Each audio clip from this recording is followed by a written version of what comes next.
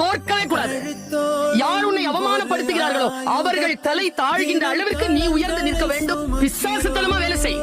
தேவதையாக எல்லாவற்றையும் அனுபவிக்கலாம்.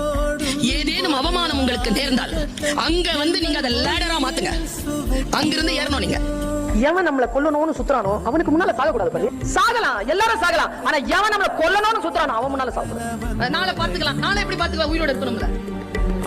இருந்தாலும் அந்த மைண்ட் வரணும்ல, அந்த எனர்ஜி வரும். அந்த ஸ்பாட்ல அந்த நிமிடத்துல ஜெயிக்கணும். அதுக்கு பேர் தான் ஜெயிக்கிறது. அம்மா சொல்லுவாங்க, காட்டு வழியா போறியா, பூவையோ கனியையோ பாக்குறியா, அறுத்துரு, திரும்பி வரும்போது பார்த்துக்கலாம். அப்படி விடாத. வாழ்க்கையும் அப்படித்தான். என்ன முடியுமோ அவ்வளவு பறிச்சு உருட்டி எடுத்துட்டு வெளியில ஓடிடும். நாலேஜ் அப்படி வாங்கிட்டு போய்கிட்டே. எத்தனை பேர் தோல்வி அடைந்திருக்கிறீர்கள் நாளை என்று தள்ளி போட்டுட்டு?